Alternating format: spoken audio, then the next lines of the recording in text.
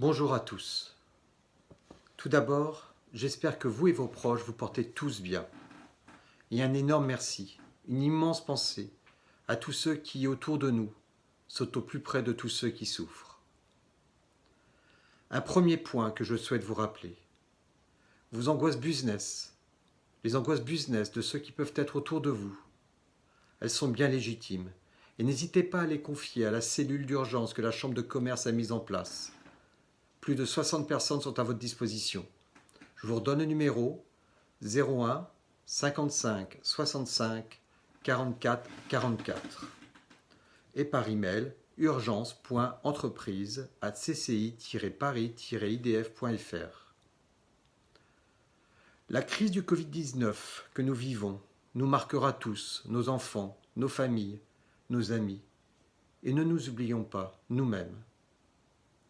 Une ambiance terriblement sinistre nous entoure. Des messages répétés à longueur de journée nous rappellent une situation qui, en effet, est dramatique. En revanche, nous sommes des chefs d'entreprise, des hommes et des femmes profondément libres. Cela, aujourd'hui encore plus qu'hier, a du sens. Nous sommes des créateurs et nous nous devons de retrousser nos manches, de montrer que nous nous retroussons les manches. Nous nous devons de trouver des solutions aux problèmes qui nous sont posés. Nous n'avons donc pas le droit de céder au défaitisme. Bien sûr qu'une lecture macroéconomique peut laisser à penser que demain serait lugubre.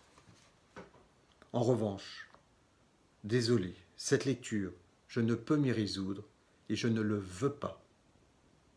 Notre mission, celle de chacun d'entre nous, est de montrer à tous que nous croyons que demain sera un nouveau monde.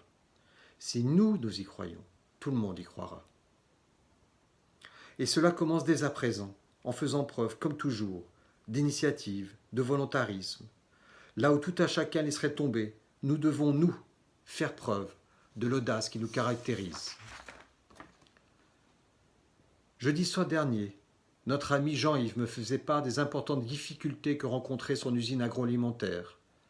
Et de manière générale, la filière agroalimentaire. Il faut produire, tout en étant confronté en même temps à un fort absentéisme dû au Covid-19.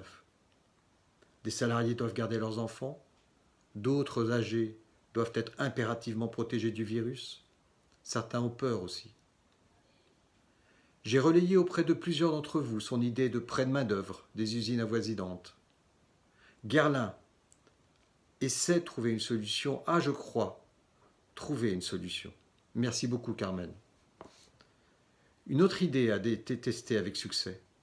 Mobiliser les élèves ingénieurs agro confinés chez leurs parents.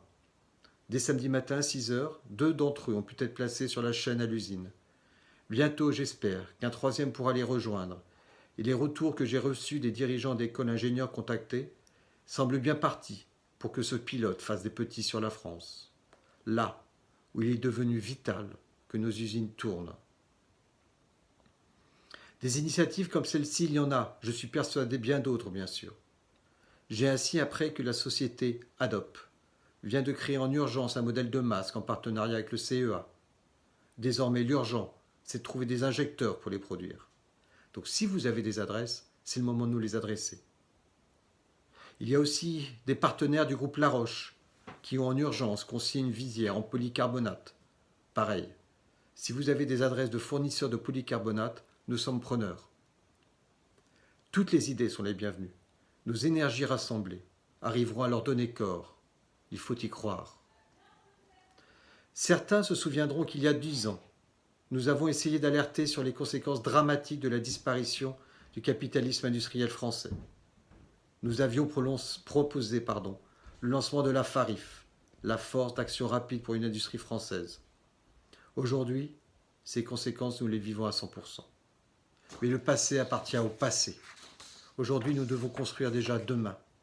Aujourd'hui, il est urgent de penser à demain.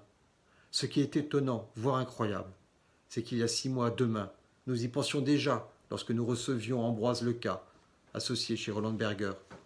Or hier, Ambroise, Axel Lemaire, ancien ministre, et Alain Chagnot ont publié une longue tribune dans le Figaro sur demain.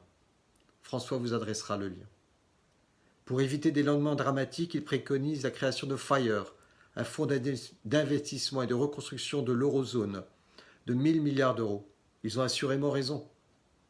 Nos élites sauront-ils les écouter? Sauront-ils nous écouter, nous qui sommes sur le terrain? C'était aussi le message de Tony dimanche, qui se demandait bien comment il allait pouvoir se rémunérer à partir du moment où les PME, les ETI ne pouvaient plus verser de dividendes. Car des chefs d'entreprise ne se rémunèrent en effet que sur les dividendes, fruit des bons résultats enregistrés par l'entreprise l'année précédente.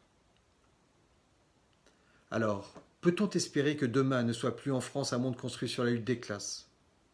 Peut-on espérer que demain, dans le monde, ne soit plus un monde construit sur l'économie financière? Peut-on espérer que demain, en Europe, soit un monde construit sur une harmonie de patriotisme positif? Notre rôle, chef d'entreprise, c'est, dès à présent, de créer, et avec nos salariés, les fondements d'un capitalisme d'entrepreneurs, où l'humain sera au cœur, un humain conscient de la nécessité de vivre en harmonie avec l'univers, et où la responsabilité collective sera bien l'essentiel. Le rôle de notre association sera ainsi désormais de fédérer les belles initiatives locales, de communiquer sur les bonnes nouvelles. Notre rôle, c'est bien de